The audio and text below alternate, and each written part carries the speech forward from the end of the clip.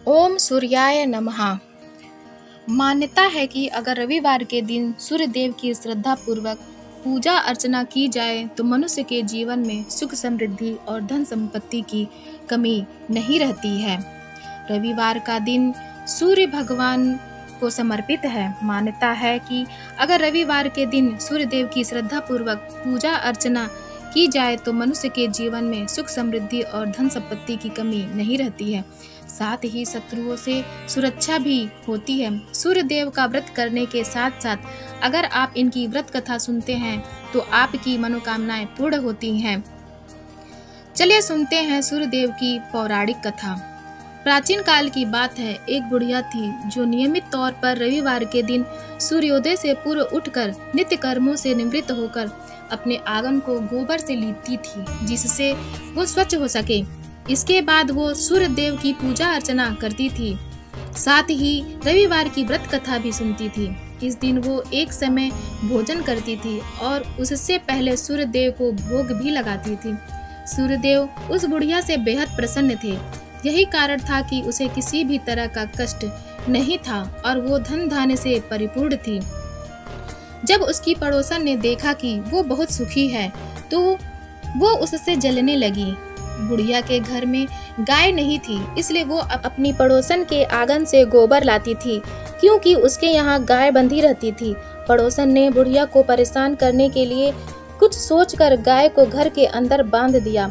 अगले रविवार बुढ़िया को आंगन लीपने के लिए बुढ़िया को गोबर नहीं मिला। इसी के चलते उसने सूर्य देवता को भोग भी नहीं लगाया, साथ ही खुद भी भोजन नहीं किया और पूरे दिन भूखी प्यासी रही और फिर सो गई। अगले दिन जब वो सोकर उठी तो उसने देखा कि उसके आंगन में एक सुंदर गाय और एक बछड़ा बंधा था। बुढ़िया गाय को देखकर हैरान रह गई। उसने गाय को चारा खिलाया। वहीं उसकी पड़ोसन बुढ़िया के आंगन में बंधी सुंदर गाय और बछड़े को देखकर और ज्यादा जलने लगी। पड़ोसन ने उसकी गाय के पास सोने का गोबर पड़ा देखा तो उसने गोबर को वहां से उठाकर अपनी गाय के गोबर के पास रख दिया। सोने के गोबर से पड़ोसन कुछ ही दिन में धनवान हो गई। ये कई दिन तक चलता रहा। कई दिनों तक बुढ़िया को सोने के गोबर के बारे में कुछ पता नहीं था। ऐसे में बुढ़िया पहले की ही तरह सूर्य देव का व्रत करती रही, साथ ही कथा भी सुनती रही।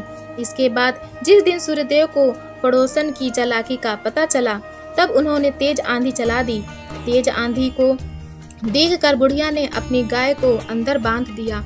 अगले दिन जब बुढ़िया उठी तो उसने सोने का गोबर देखा, तब उसे बेहद आश्चर्य हुआ। तब से लेकर आगे तक उसने गाय को घर के अंदर ही बांधा। कुछ दिन में ही बुढ़िया बहुत धनी हो गई। बुढ़िया की सुखी और धनी स्थिति देख पड़ोसन और जलने लगी। पड़ोसन ने अपने पति को समझा बुझाकर उसे नगर के राजा के पास भेजा। जब राजा ने उस सुंदर गाय को देखा तो वे बहुत खुश हुए। सोने के गोबर को देखकर तो उसकी खुशी का ठिकाना न रहा। नगर के राजा के पास भेज दिया। सुंदर गाय को देखकर राजा बहुत खुश हुआ। सुबह जब राजा ने सोने का गोबर देखा तो उसके आश्चर्य का ठिकाना न रहा। वहीं बुढ़िया भूखी प्यासी रहकर सूर्य भगवान से प्रार्थना कर रही थी। सूर्य देव को उस पर करुणा आई। उसी रात सूर्य देव राजा के सपने में आए और उससे कहा कि हे राजन, बुढ़िया की गाय व बछड़ा तुरंत वापस कर दो। अगर ऐसा नहीं किया तो तुम पर परेशानियों का पहाड़ टूट पड़ेगा।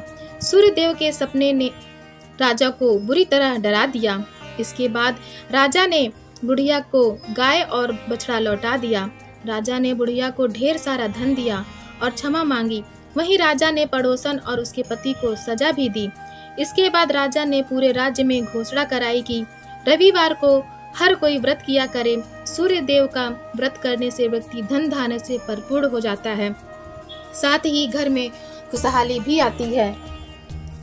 कथा अगर आपको अच्छी लगी हो तब आप हमारे चैनल सनातन कथा संग्रह को लाइक करें, शेयर करें और सब्सक्राइब करें।